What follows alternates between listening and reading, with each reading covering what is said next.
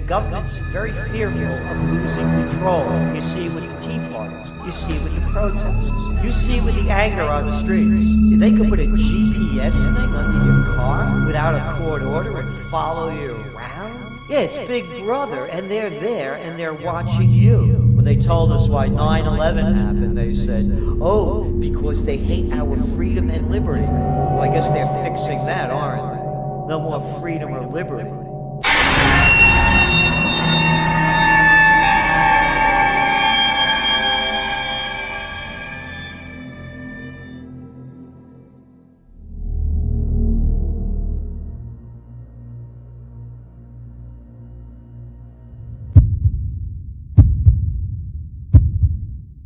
The United States is no longer the land of the free. Americans live in a system with literally millions of unnecessary government regulations that have destroyed the free market and sent millions of well-paying jobs overseas. Americans today are constantly watching their speedometers and trying to conform to every little rule, yet there are so many rules that it's impossible for even the most honest and hardworking Americans not to be breaking some type of law on a daily basis. We are slaves in a criminal monetary system where the Federal Reserve steals from the middle class through inflation and transfers this wealth to their banker friends on Wall Street. We are forced to accept pieces of paper as money when the U.S. Constitution defined only gold and silver as legal tender. NIA has already proven in our previous documentaries, Melt Up, The Dollar Bubble, and Hyperinflation Nation, that the US dollar will soon become worthless and Americans will see the purchasing power of their savings and income destroyed. However, the impending currency, fiscal, and debt crisis is no longer NIA's greatest concern. We are now seeing countless signs on a daily basis that the US is headed for a complete societal collapse that will end civilization as we know it forever. You're actually breaking the law. Breaking the law if you try to capture rain falling onto your roof and pour it on your flower bed. Obviously, if you use the water upstream, it won't be there for the person to use it downstream. So what about the little guy watering with rainwater at home? Will anybody do anything about that violation of the law? If she really does do that, then she ought to have a water right to do it. The average American is reaching a boiling point. There is no common sense left in America.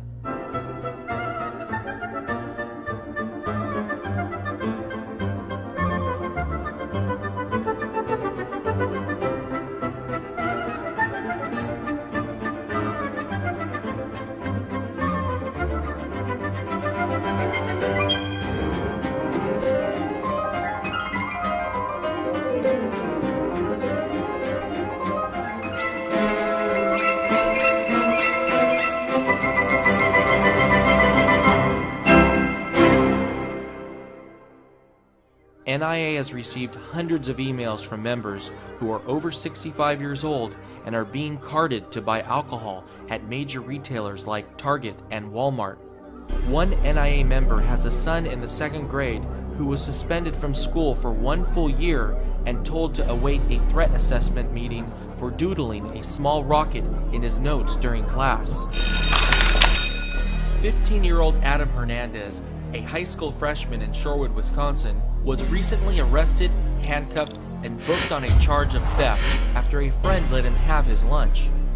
Adam's friend was part of the school's free lunch program, but Adam wasn't. So eating his friend's $2.60 chicken nugget meal was stealing, according to school officials. So Adam said his side of the story. They did not believe him. His friend Jakari, who gave him the chicken nuggets, they did not believe him. What they chose to do was to handcuff him, arrest him at lunch in front of the school body, and put him in jail. Federal agencies have now put 6-year-old girls on the no-fly list as potential terrorist threats, and even 3-year-old girls are now being harassed for no reason by TSA agents at airports. 6-year-old Alyssa Thomas is like any little girl. Ta-da! She loves her dolls, and she's already excited about the 1st grade. But according to the U.S. government, you should be worried about what she's up to. Dr. Santosh Thomas was just made aware that his oldest daughter is on the list. the terror watch list that impacts travelers who could be a threat to national security. Here, a TSA employee we've decided not to show is patting down Mandy while my wife holds her. First, they tried a handheld metal detector. Mandy was not in the mood. And the TSA employee, well, in my opinion, did not know how to communicate to her. Americans can't even bring applesauce through security at an airport without getting arrested. Supervisor Atkins of the TSA inspects Nadine Hayes' blue ice chest and finds items such as yogurt, grapes, sliced cheese, milk, cottage cheese, applesauce, and soda, which were all essential food items for the hydration and health of her 93-year-old invalid wheelchair-bound mother, Eleanor. Supervisor Atkins refuses to compromise and rudely stated, "We are going to confiscate everything." With this remark, Nadine reaches for the ice chest with her mother's food. Supervisor Atkins gives up possession to screener Teta and a tug-of-war over the ice chest begins. Nadine is very upset that she will not have her 93-year-old mother's food items, but is still going to try to make the impending flight. She then takes the now empty ice chest and gathers the rest of her belongings. Supervisor Atkins appears to find this all rather humorous, as seen by her broad smile to her colleague. Melee is finally given back her charge of Eleanor. With no assistance forthcoming, the TSA has abandoned an invalid 93-year-old woman and her caregiver. Nadine has been cuffed and has been put in an awaiting police car with no explanation as to why they are doing this to her. Things are getting so bad at our airports that if your ticket says Brad, but your ID says Bradley, there is a chance that you won't be allowed to fly without getting strip searched and interrogated by Homeland Security. Last year, the state of Missouri issued a secret report entitled The Modern Militia Movement, designed to help police identify militia members or domestic terrorists. The report labeled libertarians, and more specifically, supporters of third-party political candidates like Ron Paul, Bob Barr, and Chuck Baldwin as potentially being a domestic terrorist or members of a militia. Right after this report came out, a Ron Paul supporter who was leaving a Campaign for Liberty fundraiser in St. Louis was detained at the St. Louis airport for having Ron Paul bumper stickers on him and $4,700 in cash, which came from the sales of Ron Paul books and t-shirts at the fundraiser. Let's listen to some of the shocking audio from his encounter with TSA agents. I'm just trying to ask some questions to figure out what all this is about so I can get you on your plane. But you want to play smart, and I'm not going to play your game. How much money is it? I don't know the exact amount, sir. The card says about $4,700. $4,700? Yes, sir. Why do you have all this money? I asked her, sir, if am I required by law to answer the question? That's my. I'm just asking you why you have $4,700. I understand. That's my question. I don't understand. Do you want to talk to DEA about it? They'll probably ask. If they can tell me if I'm required to answer the law question, I'll answer the question. I'm just asking, looking for a simple question. I just want to know why you have $4,700. That's not an unusual thing. I care if I need $50. He refused to answer any questions. He don't want to answer. So we're gonna have to take him down to the station and let DEA, FBI, and all those people talk to him. Every one of them. You're suspicious to me. You're just from your answers. That's why we're going to the station. Am I being forced to the station, or am I free to go? You will be if you don't walk out this office. Yes, you'll be going to the station. You'll be forced. Okay. That's fine. I understand. You're going to be going to the station. Now, do we have to put you in handcuffs, or will we have a problem with you walking through this No, sir. terminal? You'll be detained, yes. Okay. That's fine, sir. I don't understand the law. I'm happy to go. Well, we're going to help you understand if you don't. Americans' rights and personal liberties are being trampled on. Earlier this year, when the public expressed their concerns about airports adding full body scanners that allow them to see your body fully naked, the TSA stated, "And as an additional precaution, the image won't be stored, transmitted, or printed, and deleted immediately once viewed." The TSA and other federal agencies flat out lied to the public. The U.S. Marshal Service has now admitted that over 35,000 naked images of Americans from the full body scanner used at the federal courthouse in Orlando, Florida, have been stored between the months of February and July of this year alone. NIA believes that these full body scanners are unconstitutional and violate fundamental human rights. The mainstream media has worked tirelessly to calm Americans' privacy fears by showing altered images from these scanners with blocked out genitals. The truth is, these scanners produce images that make human genitals fully visible, and a simple computer technique of inverting the image produces an image that is in full lifelike color. One of the things I've learned to hate the most is to travel on airplanes. What a humiliating experience. Everybody's guilty until proven innocent. You know, come on. You think they're going to do the same airplane trick again? How about calling this making a lot of money? It's just another way to make money, intimidate the people, and keep them in control. Look, you go into any office building and you gotta go through this stupid routine of showing your identification, your license, getting the picture taken. Come on. You know, it's not like I just landed on the planet last year. The rush to install naked body scanners in airports came right after the failed underwear bombing in Detroit, which NIA believes was taken way out of proportion by the media in an effort to help their corporate friends make billions off of the American public.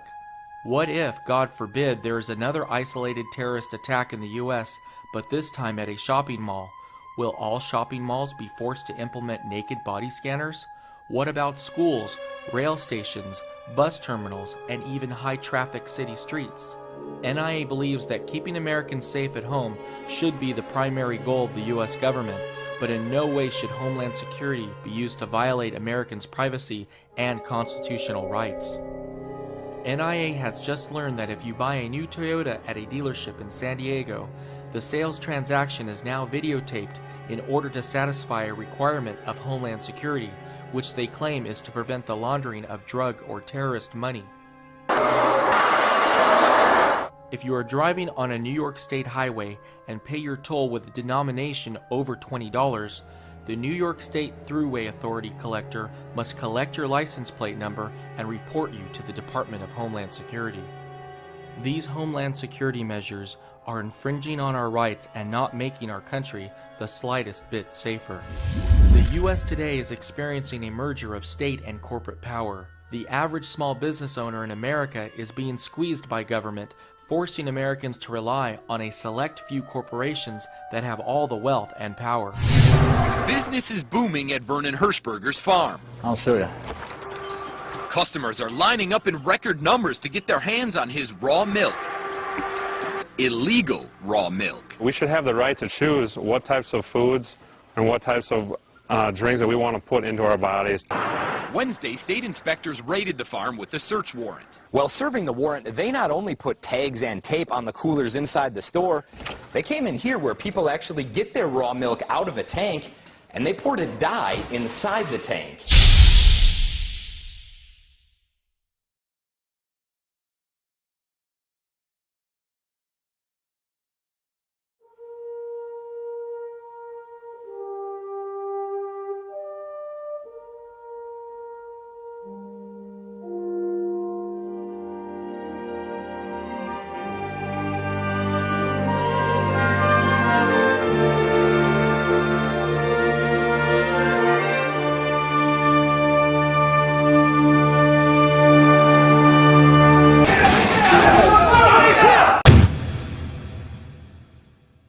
A couple of months ago, 20 agents raided Rawson Foods in Ventura County, California with a search warrant, ordering workers to put down their buckets of mashed coconut cream and to step away from the nuts. This was the third time this same farm had been raided in 3 months.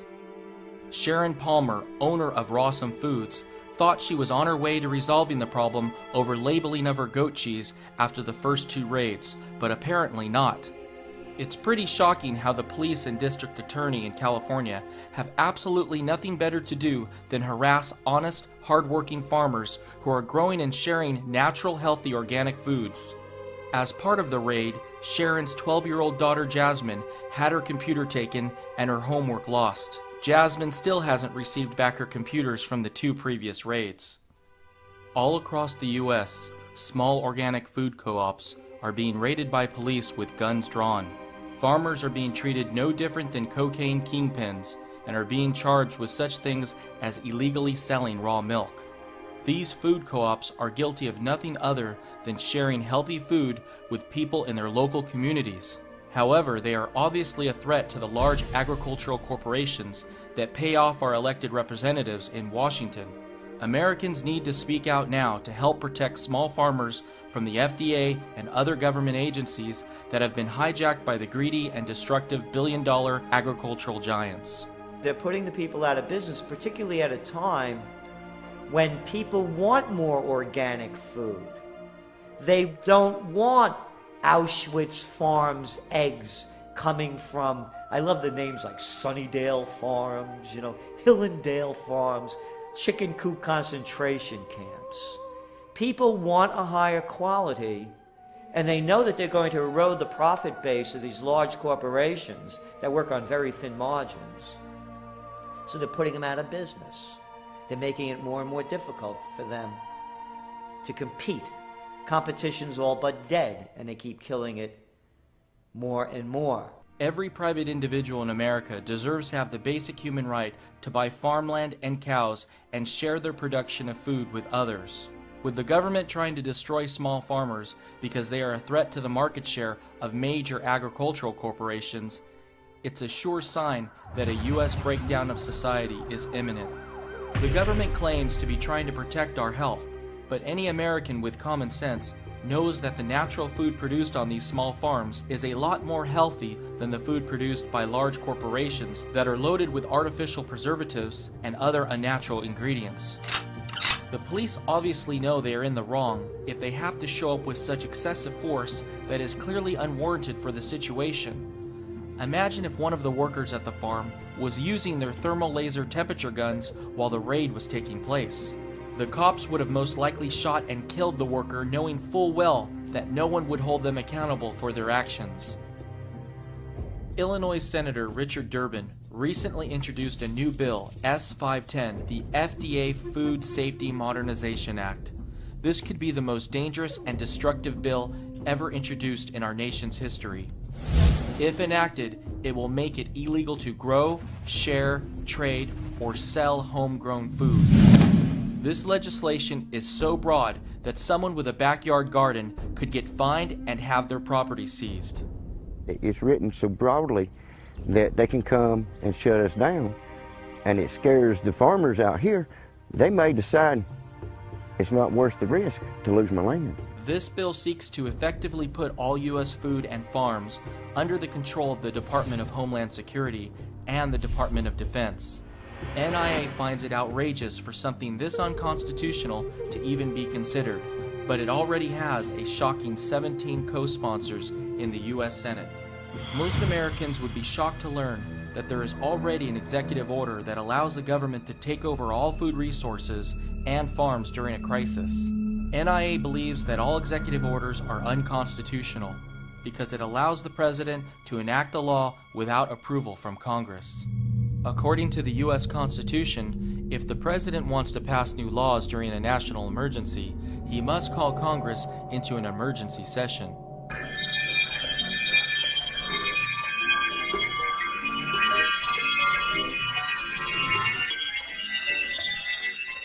During the Great Depression, Congress enacted the Agricultural Adjustment Act, which paid farmers to destroy their crops in an attempt to artificially raise food prices. This increased the duration of the Great Depression, which would have ended a lot sooner without it. Declining food prices due to technological advances should have allowed Americans to maintain their standard of living even with rapidly falling wages. However, the Agricultural Adjustment Act led to millions of Americans overpaying for food and nearly starving to death. In the Great Depression, rabbits saved a lot of people from starving. I mean, you can look it up. And in America, they've always been typically pets. So people, they don't look at them like in Europe, where it's a food source. Right. But like I said, right now they're just pets, and hopefully it never comes down to that because they are cute. The U.S. is currently on the brink of a major food crisis that will lead to millions of Americans starving to death this decade. In October of 2009, NIA predicted that inflation would appear next in food and agriculture. In just the past few months alone, coffee prices have gained 40%, pork belly prices have gained 50%, and wheat prices have gained over 100%. Being in the restaurant business, I have the luxury of going to Restaurant Depot to buy in bulk for substantially less money. Have you been seeing a lot of inflation over the past month? I was in Restaurant Depot 2 days ago, and the last time I was there was about a week and a half prior to that. And coffee went from $16 for a 5-pound bag of beans up to $18.50. Over the summer, that same bag was $15 back in August. Rice went from $26 for 100 pounds to $29. Sugar went from $22 for 50 pounds to $28. Wow. Flour is $13 for 50 pounds up to $15.50. Beef used to be, I don't pay too much attention to the beef only because I get it locally all natural, but I do kind of glance at the prices. Beef over the summer was, for the chop meat, I remember that was $1.79. It's $2.09 now for the same amount. Cheese, like mozzarella cheese, went from $1.59 a pound to $2.09 a pound. That happened pretty rapidly. In December of 2009, NIA said catastrophic food shortages were possible beginning in 2010, not just in the US, but all around the world. NIA was right. There is a major food shortage currently taking place in Pakistan due to flooding. This is just a preview of the food shortage that will soon take place in the US due to hyperinflation. Overwhelmed by desperate survivors, this truck simply cannot ensure aid is delivered to those hit by the devastating floods. This would-be good citizen beats back the people he's trying to help. Without a coordinated effort by the government or aid groups, delivering supplies becomes a piecemeal effort that often falls short of what's needed. The scale of this disaster is overwhelming, and the lack of a centralized effort means that good intentions can go to waste. In these storage bins, you know, I don't know if it looks like a lot of food to you guys or not, but I can break it down and pretty much tell you how much of everything Yeah, I mean, why don't you go through it a little bit? I mean, I'm interested to know. There's different ones with pasta. Like I said, the macaroni I have about 300 pounds. This is salt. I have 150 pounds of salt. You need to dip most foods in water and salt before you put it in a dehydrator.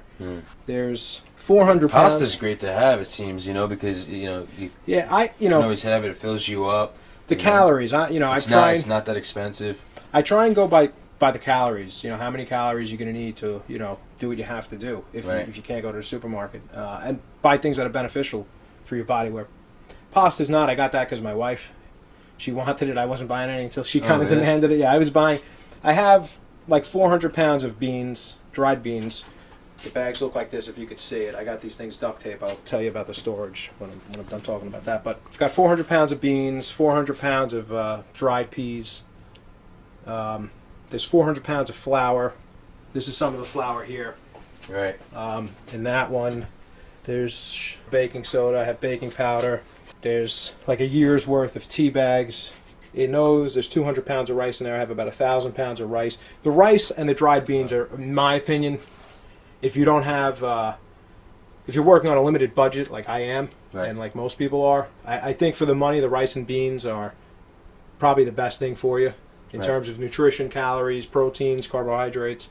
I think it's a good mixture of what you're going to need. There's sugar. I have 200 pounds of sugar, which if I use it all or barter it, Yeah. Because you got to think not only for yourself to eat, but also to have enough to barter if you need something else. People are going to want. I have about a year's worth of coffee beans. This is the bag of coffee. I have about a year's worth of this stuff because this will be another. I drink coffee every morning, but this went from $15 in late August to $16 a week and a half ago to $18.50 2 days ago. Wow. So coffee's pretty expensive. This is something. If the business opens soon, I'll buy a lot of this, and I know this will be valuable. This will be a valuable commodity to trade with people. I think in total, between upstairs and there's like 30 tubes of toothpaste. I have 30 toothbrushes, dental floss. I got like 50 bottles of shampoo, toilet paper. I think toilet paper is going to be in demand when everything falls apart. Everybody's so accustomed to having these things, I'd rather have it in storage and not take the chance of having to use a leaf. While most Americans today are concerned about making their mortgage payments, that will soon be the least of their concerns. Hyperinflation will effectively wipe out the debts of most Americans, as it will allow them to pay off their mortgages with depreciated US dollars. Unfortunately, hyperinflation will make the lives of Americans far worse off because it will cost thousands of dollars just to fill your refrigerator with food. Not only is the merger of state and corporate power destroying the agricultural sector, but it is also sabotaging U.S. healthcare. The American Psychiatric Association is now trying to con Americans with the pushing for the invention of a new mental disorder, healthy eating disorder. That's right. If you are focused on eating healthy foods, the healthcare industry wants to diagnose you with having a disease so that it can sell you dangerous medicines to help cure it. This is similar to how they invented phony mental disorders like ADHD and manic depressive so that they can make billions by poisoning you. Well, Jim Kaiser turned himself into the 4th Avenue jail today. He believes everything he did was within his rights as a parent, but now he's an accused felon. Ben Kaiser's mom said he has ADHD. A doctor and the courts agreed, so they decided to put him on medicine. I just can't bring myself to do it. Dad disagreed. These drugs, in my opinion, are child abuse. It's just insane. You take a perfectly normal kid and you just wipe him out with these drugs just so he can sit still in school. Jim Kaiser saw the writing on the wall. Ben's mom was going to get custody, so he took his 9-year-old and disappeared. Basically dropped off the grid. Apartment found vacant, no more phone calls, no more use of a credit card, nothing. For 3.5 months, police had no luck tracking them down. A random traffic stop in Florida spoiled Jim's plans. Ben's mom flew to Florida to get him back. She said she plans to keep him on the medicine because it helps. Isn't it possible that everyone else is right and you're wrong? No, it's impossible. I know my son better than anybody in the world. I've spent more time with him than anybody in the world, including his mom, and I know him a whole lot better than the courts do. I know sometimes we may not agree with everything that's happening, but that's the system that we have, and it's the best system that we have to work with right now. The FDA has brainwashed Americans with the belief that only toxic and poisonous chemicals called prescription drugs can cure anybody of anything, and that no whole plant food or whole food supplement can heal anyone from anything. This is the exact reverse of the truth, yet many brilliant doctors and researchers have had their reputations ruined and their businesses destroyed for daring to help heal people of diseases by something so simple as changing their diets and lifestyles. The FDA does not care about the health of Americans. They care only about the wealth of their corporate friends. The FDA is trying to ban electronic cigarettes because they are becoming a threat to the success of tobacco companies. But these cigarettes do not have tobacco. You're eliminating the 3,000 chemicals that make up an actual tobacco-filled cigarette. These are electronic cigarettes. They contain one highly addictive ingredient, nicotine, and run on a battery. It warms up a cartridge of liquid nicotine, creating a vapor similar to smoke. You're getting just what you need, and it's the nicotine. The fact is, the Food and Drug Administration isn't sure. It's investigating. But right now, the FDA tells News Center 5 there is no scientific evidence that e-cigarettes are safe. They have stopped the import of this device into the United States, and it's possible that soon they will stop the sale of this product. Honest, hardworking Americans are now being punished by the government for doing good deeds to help other people. Do you think that you broke the law? No.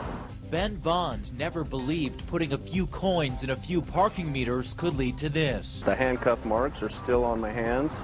The 30-year-old was arrested by Eugene police Wednesday, charged with harassment and obstruction of governmental administration after a run-in with one of the city's parking enforcement officers. Changing like that.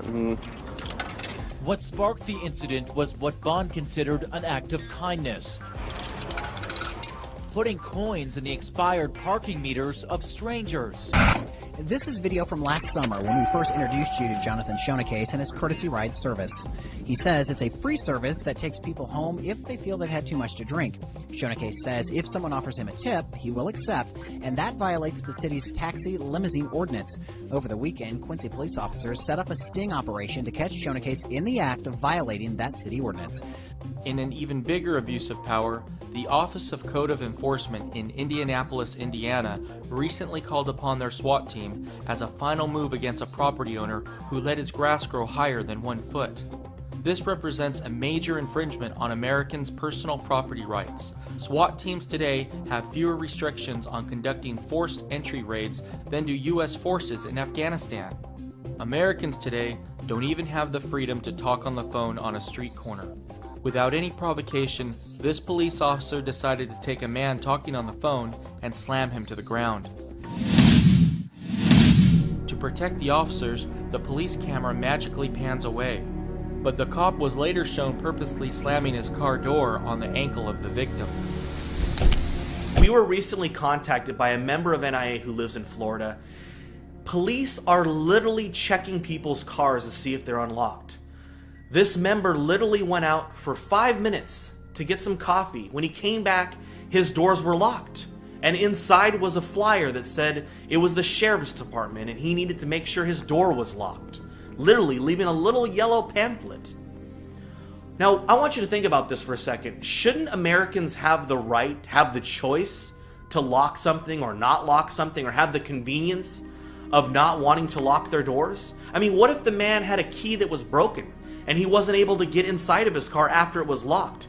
Imagine the inconvenience this government intrusion into his life would have caused for the rest of his day. Some states are now making it a crime to videotape out-of-control cops.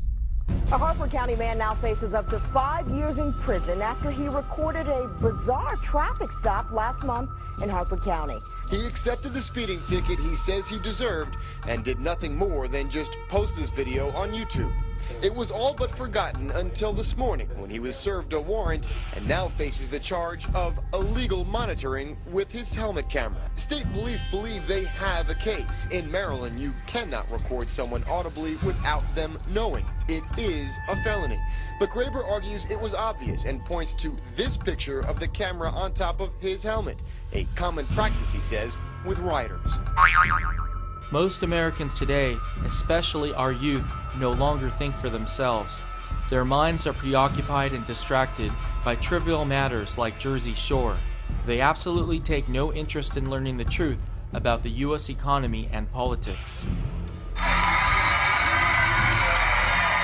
We constantly elect puppet politicians to Washington who know nothing other than to bribe voters with promises of entitlements that we can't afford without printing the money and stealing from other Americans. Politicians don't have anything to give. They can only take. They can only take and give to others. It's like a politician saying they create jobs. They don't create jobs. They just take money from one group of people and pay another group of people. Politicians cannot create jobs. American innovators, business creators, entrepreneurs, with the lack of red tape, not more red tape, deregulation, not more regulations, that's what will create jobs in this country.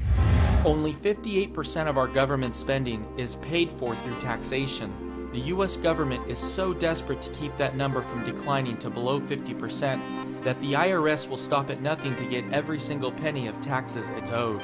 Came into the car wash, handed my manager a bill, and it was from the Internal Revenue Service. They said, we need you to pay up your back taxes. But when they looked at the bill... Because the amount was 4 cents, 4 pennies. 4 pennies. 4 pennies, yes ma'am. Zeph couldn't believe 2 agents drove to his business to hand deliver a bill for just pennies. And once I found out the amount, then I started to actually chuckle. But Zeph stopped laughing when he took a closer look. After 3 years of penalties and fees, the 4-cent back tax skyrocketed to more than $200. Even state and local governments are going crazy to collect every penny that is owed to them. The wife of one NIA member in Omaha, Nebraska, recently started cleaning houses in order to generate extra income so that their family can begin accumulating physical silver to protect themselves during hyperinflation. After handing out just a few hundred flyers in their neighborhood with no other advertising, and before she even began cleaning any houses, the state sales tax office called her and said she didn't have a sales tax permit and that she needed to get one immediately to begin collecting sales tax. Although the federal government has a printing press to fund their spending that goes beyond what can be raised through taxation, state and local governments have no such option. Local law enforcement today are waiting behind every tree with radar guns and stopping otherwise law-abiding citizens for seatbelt violations in what can be described in no other way than a desperate revenue grab to help balance the budget and keep their jobs. This is causing some Americans to go insane and act in inappropriate ways. Sir, the conversation's over. You can complain to the chief of police. That's not a problem. You can go to court and complain to the judge. That is not a problem.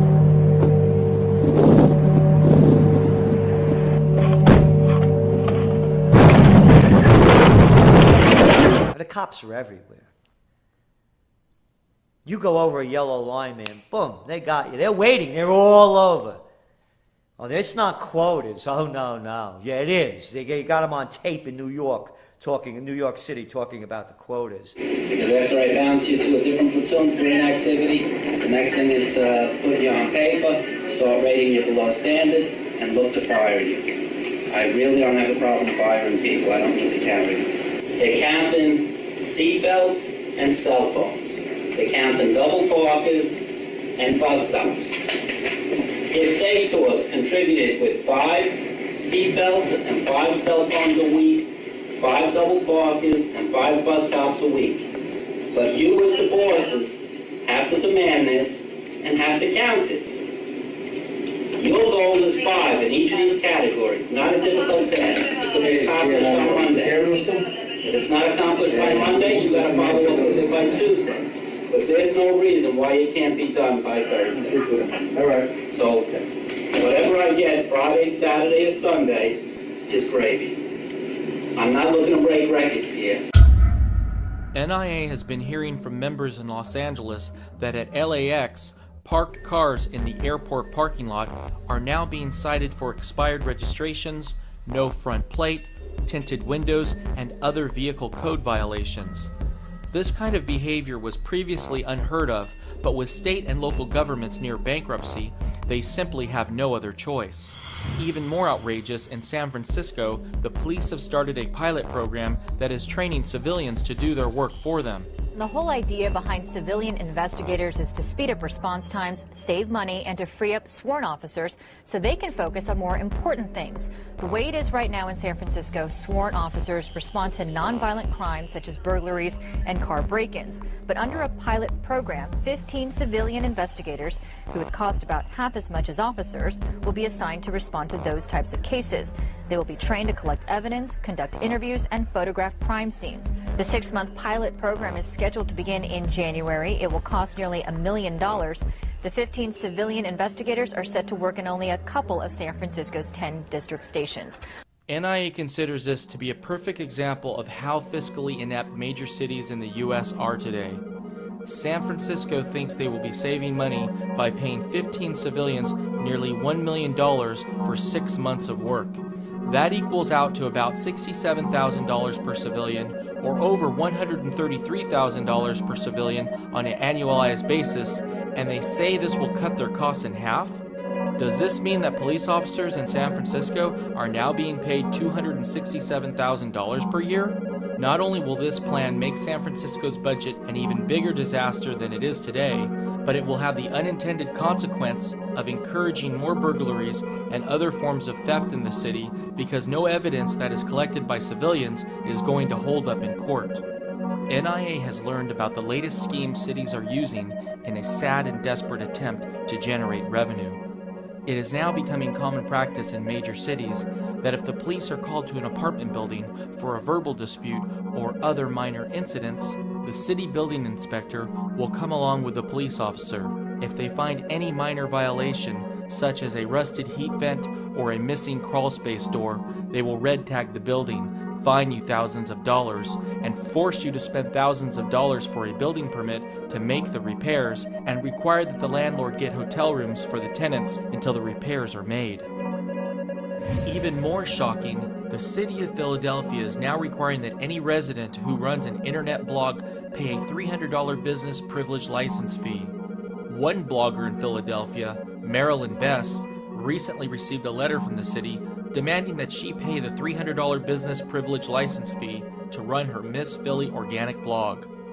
Miss Bess is currently unemployed, and this personal blog of hers only earns about $50 per year in income. A countless number of cities and municipalities across the country are now cracking down on garage sales. Many towns now require that you pay for a garage sale permit. Some towns even require you to pay an additional fee for a permit to place each garage sale sign. The federal government even recently passed a new law making it a crime to sell recalled products at a garage sale. Now, the Brushians were hoping to clear out some clutter and make some much-needed cash this summer. What they don't know is they could be breaking a federal law right now, and this garage sale could potentially end up costing them $15 million. The 2008 Consumer Product Safety Improvement Act was passed to keep dangerous toys from entering the U.S. Now the government says it applies to the sale of used goods, even those at garage sales. Sell recalled items, and you could be fined at up to $100,000 each. Like this pack and play. They could theoretically go under the playpen and get their neck stuck here in this bar. So any pack and play that doesn't have that warning label on it is recalled until they can add that warning label. We're shocked. We actually returned another one to get this one because this one was like the best one on the market. I own this same exact product, not knowing that at home, the exact same color and everything. How do you expect someone just to come in and know? I mean, like I said, I own this piece myself. Not knowing about recalls won't excuse resellers from penalties, so the CPSC has a 24-page handbook they say makes it easy for them to cross-check their items. The government is trying to eliminate garage sales altogether so that we can increase our trade deficit by purchasing new products we can't afford from Walmart that were imported from China.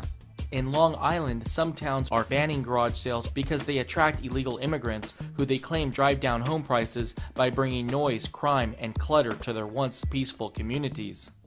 Police today can arrest and detain American citizens who are caught driving without a license, but they have no power to check the status of an illegal immigrant.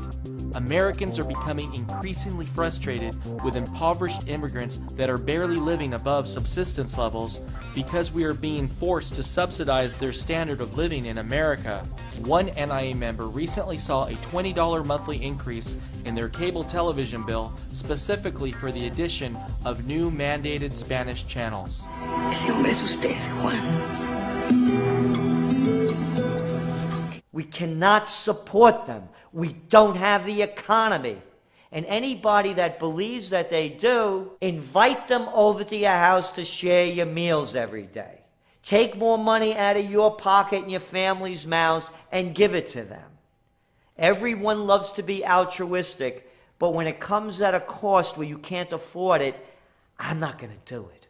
These illegal immigrants come to the U.S. expecting everything when our country doesn't even have any resources left to take care of its own citizens. The economy's in decline. We don't have the jobs. We have to create 125,000 jobs a month just to stay equal for population growth and new people coming into the workforce. We cannot support people that don't belong here when we can't support our own. Unfortunately, getting rid of illegal immigrants will not solve any of America's fiscal problems. The illegal immigrant issue is mainly being used by the mainstream media as a distraction from the real economic issues. In fact, the underlying fundamentals of our economy are so unsound that we are receiving countless reports from NIA members who know illegal immigrants that are choosing to return to their country of origin. I came here 8 months ago. I cannot find work. I can't earn money. I want to return to my country. Although the federal government says they are making it their top priority to deport illegal immigrants, the truth is they are actually making it a lot tougher for them to leave the country. Instead of ushering illegal immigrants out of the U.S. at the border, the government is wasting money we don't have to process and then formally remove illegal immigrants who wish to leave the country. This has the unintended consequence of encouraging illegal immigrants to stay in this country, because if they left formally and then came back in the future, they risk being prosecuted criminally. Many NIA members who have dual citizenship with other countries are already acting now to get out of harm's way before U.S. hyperinflation and the collapse of society. NIA believes that there are now far greater opportunities to live a happy and successful life in Mexico rather than the U.S. We are constantly hearing from many Mexicans who are enjoying comfortable lives in Mexico with an income as low as $1,500 per month. Among the draws, proximity to the US, lower taxes and overall living costs that are 30 to 40% cheaper. Here in Southern California, you can expect to pay in the millions for a place on the beach, but in Mexico, a similar piece of property in a gated community starts in the mid-300s. Most Mexicans we know have a car and a house in Mexico that they have paid cash for with no debt. Not only is the cost of living in Mexico a lot lower than the U.S., but there are now growing employment opportunities in Mexico due to the booming gold and silver mining industry. The only Americans who will be able to survive and thrive in the U.S. will be those who immediately take their wealth and use it to purchase gold and silver. Americans who stop transacting in U.S. dollars and move their wealth to precious metals are effectively opting out of the Federal Reserve's criminal enterprise. NIA is now seeing signs that the U.S. government is fearful of Americans abandoning the U.S. dollar. The U.S. debt Ponzi scheme is about to be exposed, and in a last-ditch effort to keep the dollar bubble propped up, the U.S. government is beginning to take steps to force Americans to stay in the dollar. Hidden inside the recently passed Patient Protection and Affordable Care Act was a new law that had nothing to do with healthcare.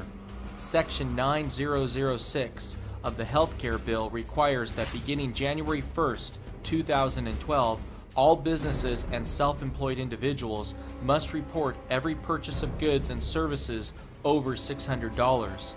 This will mean that every time a company sells a 1-ounce gold coin or even a half-an-ounce gold coin, they will have to fill out a 1099 form and file it with the IRS. NIA believes that this new law is definitely one of the top signs that a U.S. societal collapse is right around the corner. Imagine the thousands of non-productive IRS employees that will have to be hired when this law goes into effect.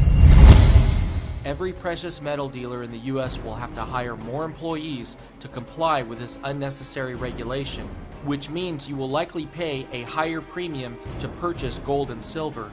In the years ahead, as we begin to see a massive outbreak of price inflation, $600 might not even be enough to purchase a loaf of bread. Imagine businesses being forced to file 1099s every time you buy food. In another disheartening sign of what could soon occur on a nationwide basis, the city of Philadelphia is now proposing a new law that will require the operators of pawn shops and precious metal businesses to snap a digital photo of each customer and to obtain both an electronic imprint of the client's left thumb and a copy of the client's state-issued photo ID. This info, along with pictures and descriptions of the item purchased, will be entered into their police department's Major Crimes Unit database. Once again, the government is using the concern of stolen property and money laundering by drug dealers to infringe on the privacy of honest Americans. NIA is also hearing reports from members across the country who recycle water bottles and soda cans at local recycling plants. Brand new rules now require them to give their ID to the recycling plant workers who enter their personal information into a computer database, including the exact items that were recycled before they pay them for their goods.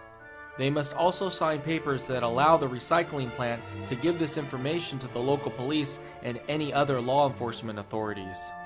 The government is taking every step possible to put every American citizen under a microscope and closely track every single thing we do and every transaction we make.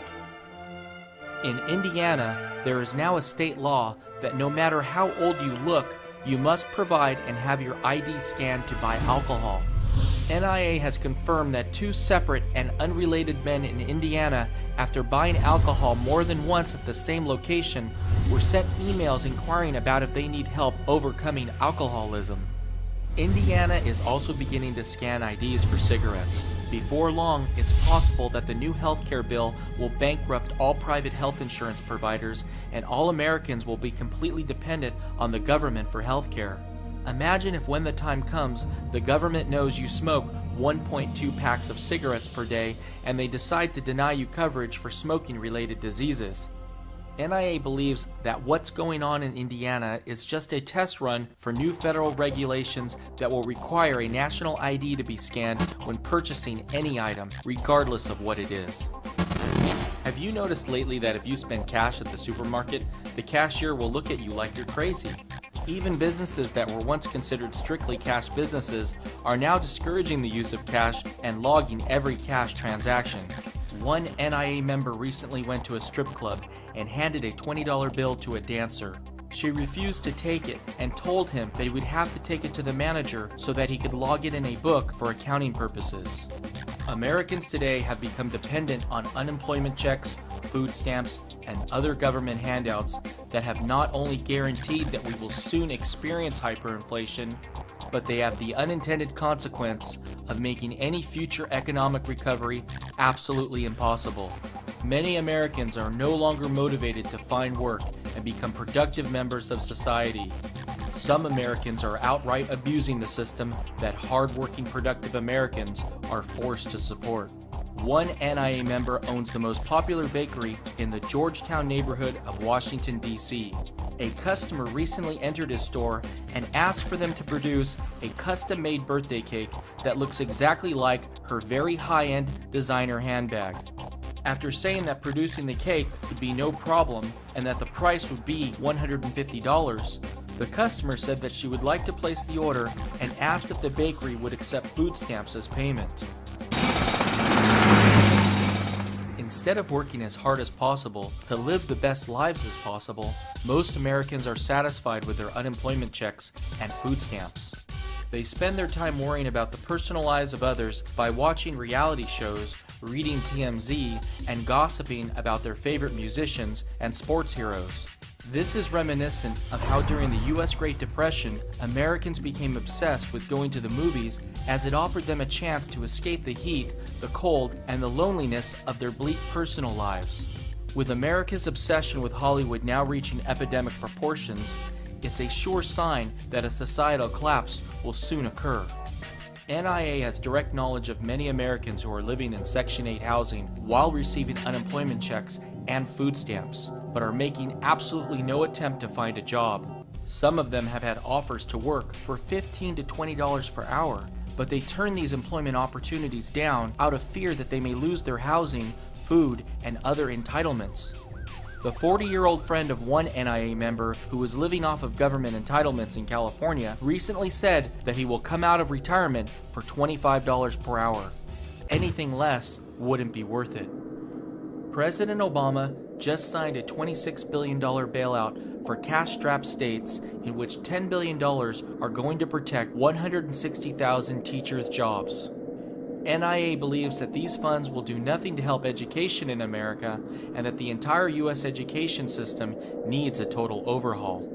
The system now is built where only those that know how to think like they do become members of the corporation, be chained to one kind of thinking, then school is great for you. If you could regurgitate, repeat, suck up brown nose, and do everything they tell you to do, you will be a success in school, and who knows, someday you could even become a middle manager in some corporation with 2 weeks vacation pay. The school system stinks. NIA has been researching our nation's school districts, trying to see if any of them have come up with any brilliant ideas on how to improve our nation's schools. As smart as our nation's school board members claim to be, it appears as though almost none of them have come up with any ideas other than to beg their state and federal governments for more funds. The most radical idea we have heard is what was just approved in Mount Olive, New Jersey. They will no longer give out any D's. And that means that any middle school or high school student earning anything less than a 70 or a C will actually get an F. What do you have against D's? Well, I don't personally have anything against these other than it's unacceptable. NIA has spoken to hundreds of school teachers across America, and one thing has been made very clear. If more than 10% of a class fails, teachers are put on an improvement plan, and in order to avoid this, teachers are artificially manipulating the grades of students to make sure there is never more than a 10% failure rate. So explain to us how it works, because we understand that in your school district, 384 students a month ago in June ended the school year with a D as a final grade. What happens to those 384 students come September? NIA guarantees that the overwhelming majority of those students will receive a C next year, not because they studied harder, but because teachers manipulated the grades in order for them to look good. Fox News exposes this scheme as grade inflation, which was probably the most Fox has done all year to warn Americans about the dangers of inflation. This causes the school board president to literally become speechless. Do you fear that you will see grade inflation from teachers so that they don't get in trouble for having to give somebody a less than a C? Will they then give everybody a C so that they're not in trouble with you? One, I don't believe so, because I believe in the integrity of the system that They keep faking the scores. So that it makes it look like the kids are doing better. So they keep getting federal aid, and those teachers get bonuses. So they cook the books even at that level. Students today are taught in high school about the need to get deeply into debt to attend college for a degree that is worthless because everyone else has one. With U.S. youth unemployment today at a record high, we should be teaching high school students the essential skills needed to start their own businesses immediately after graduating high school. Instead of spending $100,000 to support the lifestyles of professors and administrators who failed in the real world, students should be investing that money to start their own business. Unfortunately, students today are completely dependent on finding non-existent jobs and don't have the knowledge or motivation to go out and create employment on their own. Privately run for-profit colleges like DeVry University are outright scams that are taking advantage of high unemployment in the U.S. today, along with the government's willingness to give out easy student loans. When I walked into this place, I said, I will graduate with honors, and I did. And they got jobs like that. I mean, the next day. I work in operations. Software engineering. Accounting clerk. I just got a job as a web designer. Really good job. It's actually kind of like my dream job. DeVry claims to have a job placement rate of 90% within 6 months after earning a degree. Yet only 38% of those who took out student loans to attend DeVry are repaying their loans on time. Students in these phony universities openly cheat on their exams right in front of their so-called professors. Not only is a degree from DeVry or any comparable school completely worthless, but NIA believes they are worse than worthless. If you apply for a job and show them your degree from DeVry, it is likely they will completely avoid you for being stupid enough to have gone there. Disturbingly, the U.S. government is now providing foreign aid to subsidize the creation of overseas jobs in South Asia that are replacing jobs that would have been in the U.S. The United States Agency for International Development has launched a $36 million program to train 3,000 IT specialists in South Asia. Following their training, these workers will be placed with outsourcing vendors in the region that provides services to American companies looking to take advantage of Asia's low labor costs. Government employees today make more money than private sector workers in 83% of all comparable occupations, with average hourly pay being 20 to 40% higher than wages in the private sector. Once you include health insurance and other benefits, the average federal government worker received $123,049 in total compensation in 2009 compared to the average private sector worker's total compensation of $61,051. Some local and state governments also pay outrageous wages. Robert Rizzo was being paid a total of $1.5 million in annual compensation as the city manager of Bell, California, a small town with a population of 36,000 people. The assistant city manager in that same town was being paid $845,000 per year, with the police chief being paid $770,000 per year. All three of them were promised pensions when they retire for the majority of their salaries. 2 LA Times reporters uncovered these outrageous salaries when they were investigating another matter in a neighboring town. After it was made public, residents of Bell, California literally marched to City Hall and forced these three to resign from their positions. Just disgusting what they're doing with our money. It's all going into their pockets. I have lived in this city for 38 years. I have never seen before this kind of behavior from the city government. They're serving the people. They're not supposed to be making money out of us. NIA believes the most disturbing part about Bell, California is not what these government employees pay themselves, but how no city residents took enough interest in their local government to discover this until the media uncovered it years later. Bell, California just saw its debt rating downgraded to junk and will likely soon default on its debt, all because residents of the city were simply too preoccupied to care. What's taking place in Bell, California is just a microcosm of what's taking place in our federal government today. First Lady Michelle Obama recently went on vacation in Spain on the taxpayer's dime. Our country is broke, yet we were forced to spend $241,000 for the cost of round-trip transportation, hotel rooms, and 70 security personnel.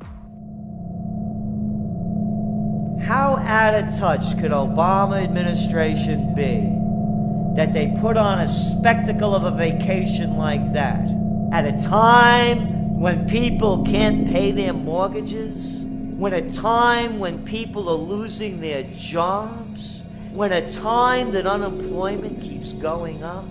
They're out of touch. They are the royalty, the elite, just like the stars in Hollywood. It's show business for ugly people in Washington. It's star power. They have no idea how the average person lives or feels because of the way they're treated. The U.S. Treasury is so pathetic that they are now even accepting online donations just to try to pay down the debt. The U.S. has no way of paying back its $13.4 trillion national debt and $81 trillion in total obligations, yet there is still no widespread outrage in this country about deficit spending. Politicians continue to promise more giveaways and lower taxes, and Americans fall for it because they are unaware of the hyperinflation that awaits. Americans continuously get brainwashed by the mainstream media to elect both Democrats and neocon Republicans who do nothing other than rapidly increase the size of government. When I was a kid, growing up during the Cold War, I used to hear about the communists in power, the party. Yeah, the party's still in power. But instead of having one name, communist, they have two names, Republican, Democrat. It's one party. Party members, party heads, party whips. The party.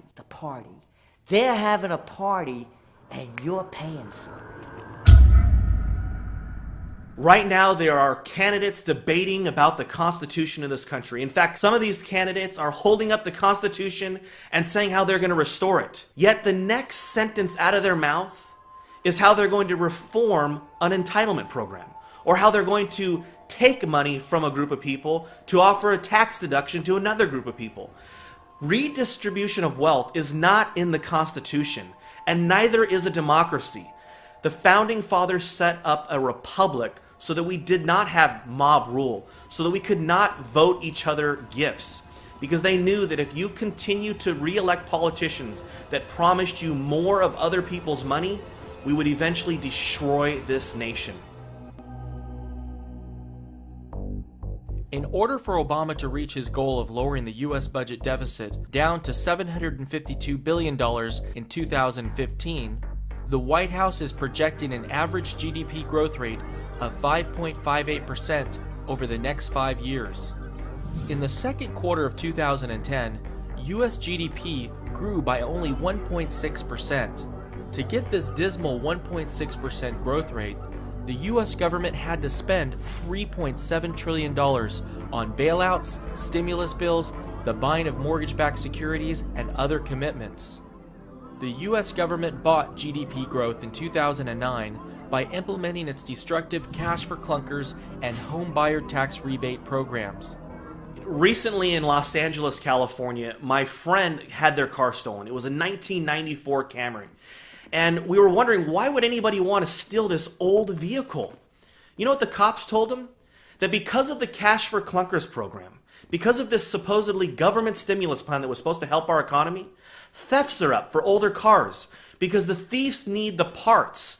Parts are in huge demand for older vehicles because the government literally destroyed a working asset and sent it off to China. The U.S. is so desperate to generate revenue now that they are taking advantage of America's concerns about inflation by selling forever stamps. Stamp prices have increased by 475% over the past 40 years. The U.S. Postal Service claims that if you go to the post office and purchase a Forever stamp today, you will be able to use it to mail a first-class letter at any time in the future. NIA considers Forever stamps to be a scam. The government is spending the funds they generate from the sale of Forever stamps and won't have the resources to meet these obligations in the future. NIA is confident that the U.S. government will soon propose more stimulus spending while the Federal Reserve unleashes additional quantitative easing. Before long, the government will go bust and will either default on its Social Security obligations or print the money to pay them, creating hyperinflation. Most likely, the government will choose the hyperinflation route, and American Social Security checks won't be worth enough to pay for the gas needed to drive to the bank to cash them. Their only value will be as toilet paper. Only then will there be a real revolution where Americans march to Washington to remove those who have destroyed our nation, just like they did in Bell, California, after it was too late. Americans today are too busy waiting 12 hours in line across countless city blocks to be the first to purchase the new iPhone 4. The $700 they spend for a defective device that will break within a year could instead be used to buy 39 ounces of silver. 39 ounces of silver will be enough to feed a family of 4 for 6 months during hyperinflation. Those with iPhones will likely recycle them for the trace amounts of precious metals inside, which will be enough to buy food for only 1 week. I mean, can you imagine, hundreds of people waiting in line around just to get the new iPhone when, I think that that's the life that those people want to continue to live, and will live that life till the last minute because they're afraid of change, and they're afraid of this other life that, in my opinion, could be much better. Get rid of all the material items, get rid of all of these stores, go out and produce your own food and grow your own garden and have your own livestock. You don't have to have, a giant piece of property to do that, but they're afraid, and by the time they wake up, I think it'll be too late. That's my opinion. A year ago, most mainstream economists were predicting that we would see a U-shaped economic recovery by now. You think this is going to be like a U-shaped recovery? A U-shaped recovery, a U-shaped kind of recovery. A triple U-shaped recovery. NIA said a year ago that the economic recovery was phony and prices were rising only due to inflation. There clearly was no U-shaped recovery, and today most mainstream economists have changed their tune and are calling for a double-dip recession. The truth is, the recession never ended. Wall Street benefited from the Federal Reserve's 0% interest rates, which allowed them to recklessly speculate risk-free and pay out record bonuses. Meanwhile, the rest of America has been suffering more than ever and will soon feel the consequences of the Wall Street bailouts through massive price inflation.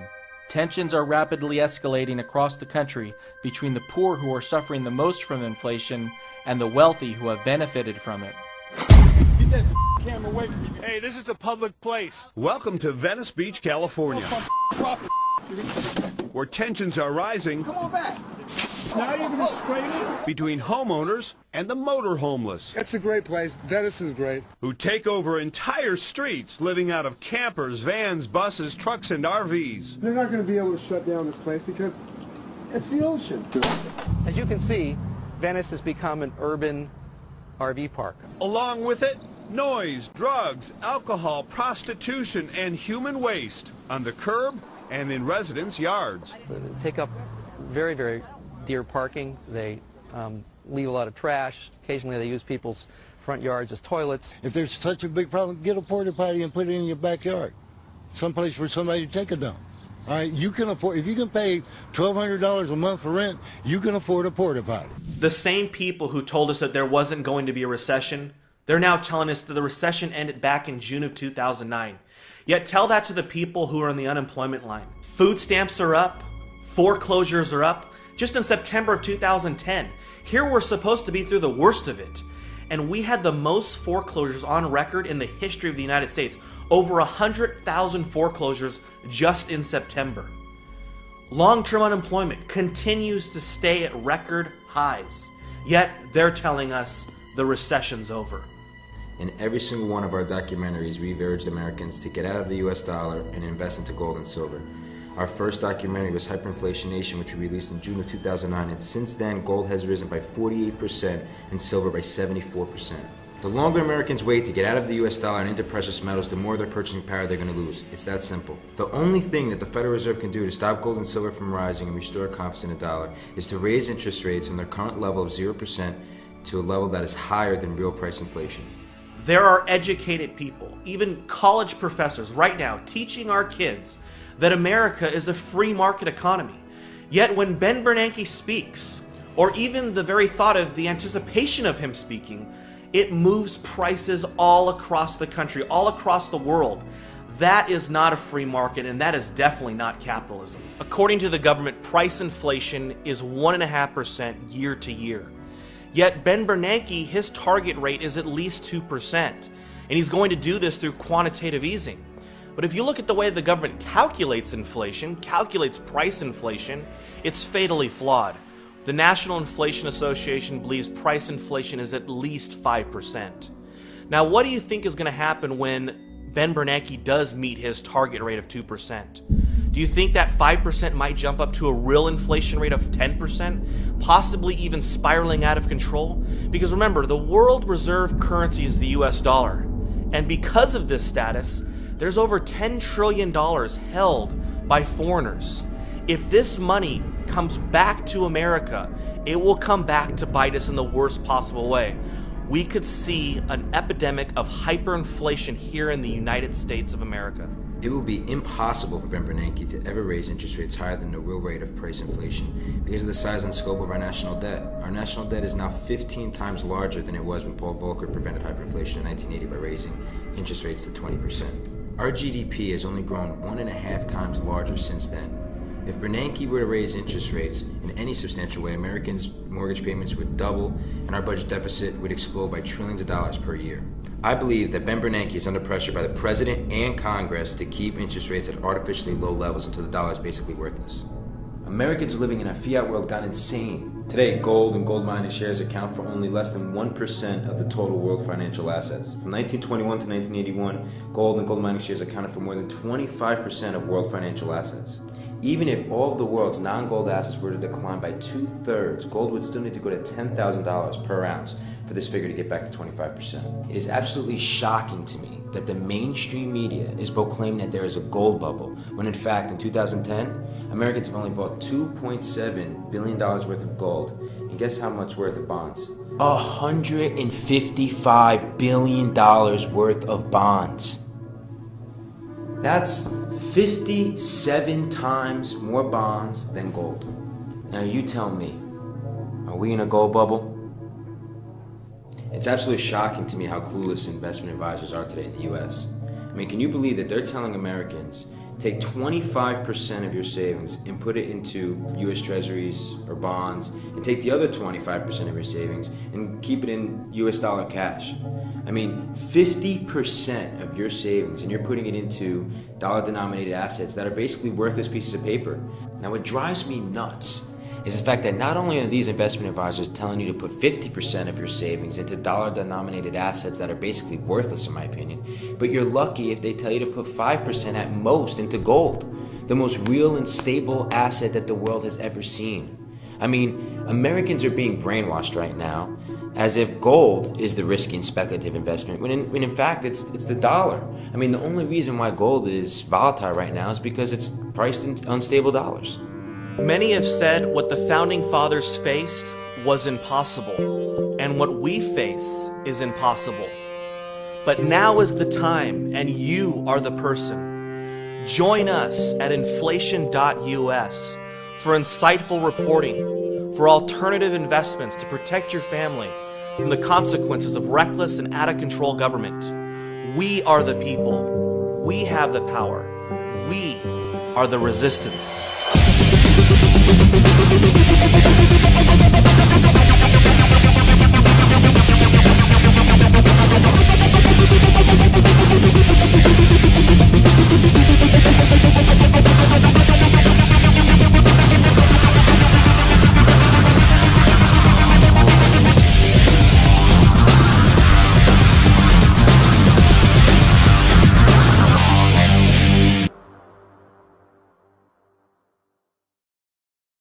government's very fearful of losing control. You see it with the Tea Parties. You see it with the protests. You see it with the anger on the streets. If they could put a GPS thing under your car without a court order and follow you around? Yeah, it's Big Brother, and they're there, and they're watching you. When they told us why 9/11 happened, they said, oh, because they hate our freedom and liberty. Well, I guess they're fixing that, aren't they? No more freedom or liberty.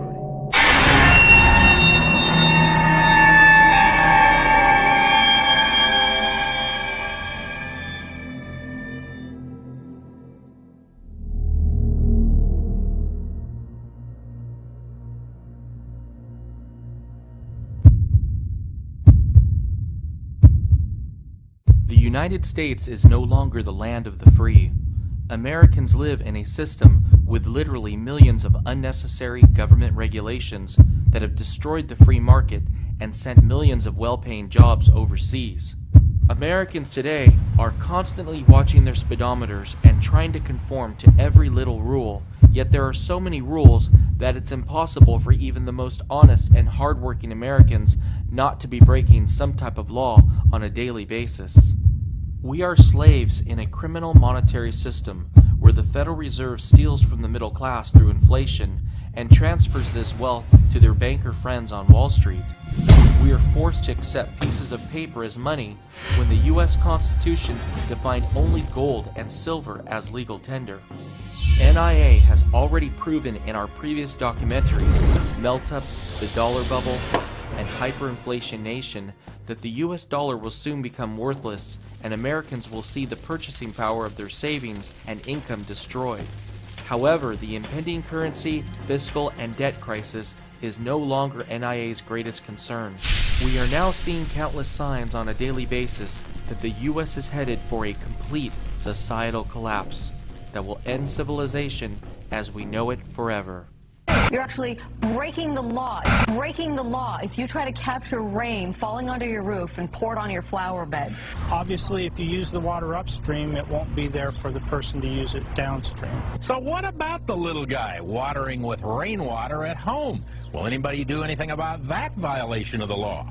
If she really does do that, then she ought to have a water right to do it. The average American is reaching a boiling point. There is no common sense left in America.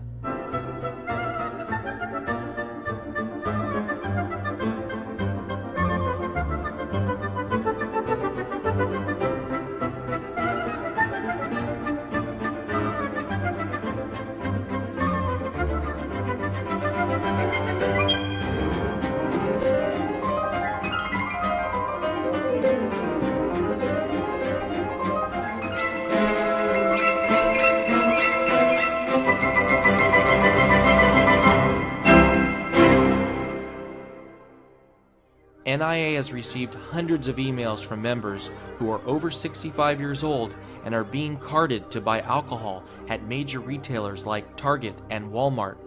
One NIA member has a son in the 2nd grade who was suspended from school for 1 full year and told to await a threat assessment meeting for doodling a small rocket in his notes during class. 15-year-old Adam Hernandez, a high school freshman in Shorewood, Wisconsin, was recently arrested, handcuffed, and booked on a charge of theft after a friend let him have his lunch. Adam's friend was part of the school's free lunch program, but Adam wasn't. So eating his friend's $2.60 chicken nugget meal was stealing, according to school officials.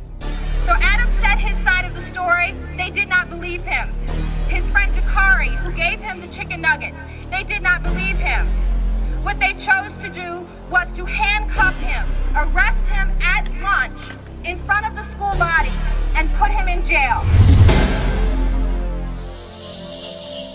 Federal agencies have now put 6-year-old girls on the no-fly list as potential terrorist threats, and even 3-year-old girls are now being harassed for no reason by TSA agents at airports. 6-year-old Alyssa Thomas is like any little girl. Ta-da! She loves her dolls, and she's already excited about the 1st grade. But according to the U.S. government, you should be worried about what she's up to. Dr. Santosh Thomas was just made aware that his oldest daughter is on the list. the terror watch list that impacts travelers who could be a threat to national security. Here, a TSA employee we've decided not to show is patting down Mandy while my wife holds her. First, they tried a handheld metal detector. Mandy was not in the mood. And the TSA employee, well, in my opinion... I just landed on the planet last year. The rush to install naked body scanners in airports came right after the failed underwear bombing in Detroit, which NIA believes was taken way out of proportion by the media in an effort to help their corporate friends make billions off of the American public. What if, God forbid, there is another isolated terrorist attack in the US, but this time at a shopping mall? Will all shopping malls be forced to implement naked body scanners? What about schools, rail stations, bus terminals, and even high-traffic city streets? NIA believes that keeping Americans safe at home should be the primary goal of the U.S. government, but in no way should Homeland Security be used to violate Americans' privacy and constitutional rights. NIA has just learned that if you buy a new Toyota at a dealership in San Diego, the sales transaction is now videotaped in order to satisfy a requirement of Homeland Security, which they claim is to prevent the laundering of drug or terrorist money.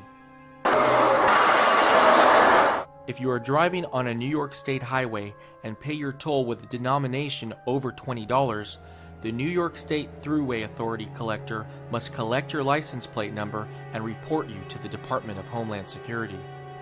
These Homeland Security measures are infringing on our rights and not making our country the slightest bit safer. The U.S. today is experiencing a merger of state and corporate power. The average small business owner in America is being squeezed by government, forcing Americans to rely on a select few corporations that have all the wealth and power. Business is booming at Vernon Hirschberger's farm. I'll show you.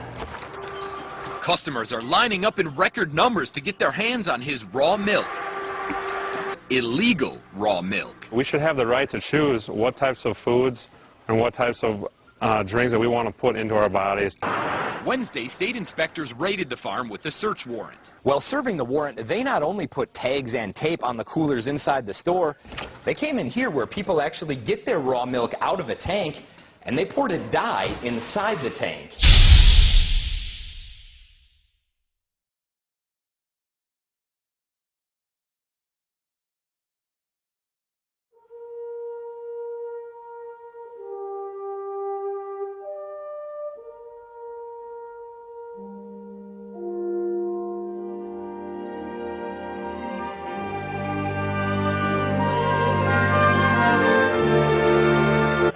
Know how to communicate to her. Americans can't even bring applesauce through security at an airport without getting arrested.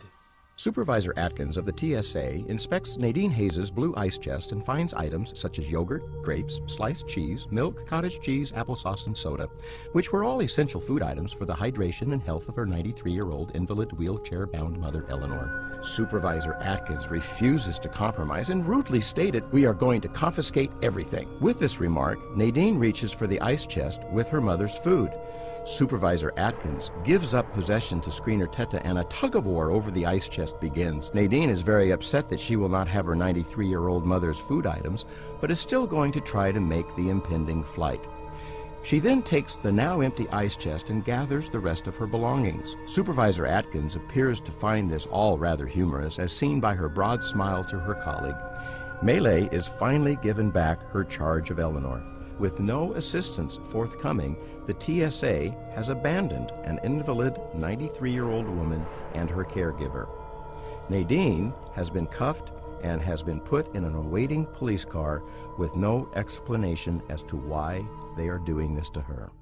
Things are getting so bad at our airports that if your ticket says Brad, but your ID says Bradley, there is a chance that you won't be allowed to fly without getting strip searched and interrogated by Homeland Security. Last year, the state of Missouri issued a secret report entitled The Modern Militia Movement, designed to help police identify militia members or domestic terrorists. The report labeled libertarians, and more specifically, supporters of third-party political candidates like Ron Paul, Bob Barr, and Chuck Baldwin as potentially being a domestic terrorist or members of a militia. Right after this report came out, A Ron Paul supporter who was leaving a Campaign for Liberty fundraiser in St. Louis was detained at the St. Louis airport for having Ron Paul bumper stickers on him and $4,700 in cash, which came from the sales of Ron Paul books and t-shirts at the fundraiser. Let's listen to some of the shocking audio from his encounter with TSA agents. I'm just trying to ask some questions, figure out what all this is about, so I can get you on your plane. But you won't play smart, and I'm not going to play your game. How much money is it? I don't know the exact amount, sir. The card says about $4,700. $4,700? Yes, sir. Why do you have all this money? I asked her, sir, am I required by law to answer the question? That's my. I'm just asking you why you have $4,700. I understand. That's my question. I don't understand. Well, do you want to talk to DEA about it? They'll probably ask. If they can tell me if I'm required to answer the law question, I'll answer the question. I'm just asking, looking for a simple question. I just want to know why you have $4,700. That's not an unusual thing. I care if I need $50. He refused to answer any questions. He don't want to answer. So we're gonna have to take him down to the station and let DEA, FBI, and all those people talk to him. Every one of them. You're suspicious to me. You're just from your answers. That's why we're going to the station. Am I being forced to the station, or am I free to go? You will be if you don't walk out this office. Yes, you'll be going to the station. You'll be forced. Okay. That's fine. I understand. You're going to be going to the station. Now, do we have to put you in handcuffs, or will we have a problem with you walking through this terminal? Be detained, yes. Okay. That's fine, sir. I don't understand the law. I'm happy to go. Well, we're going to help you understand if you don't. Americans' rights and personal liberties are being trampled on. Earlier this year, when the public expressed their concerns about airports adding full body scanners that allow them to see your body fully naked, the TSA stated, "And as an additional precaution, the image won't be stored, transmitted, or printed, and deleted immediately once viewed." The TSA and other federal agencies flat out lied to the public. The U.S. Marshal Service has now admitted that over 35,000 naked images of Americans from the full body scanner used at the federal courthouse in Orlando, Florida, have been stored between the months of February and July of this year alone. NIA believes that these full body scanners are unconstitutional and violate fundamental human rights. The mainstream media has worked tirelessly to calm Americans' privacy fears by showing altered images from these scanners with blocked out genitals. The truth is, these scanners produce images that make human genitals fully visible, and a simple computer technique of inverting the image produces an image that is in full lifelike color. One of the things I've learned to hate the most is to travel on airplanes. What a humiliating experience. Everybody's guilty until proven innocent. You know, come on. You think they're going to do the same airplane trick again?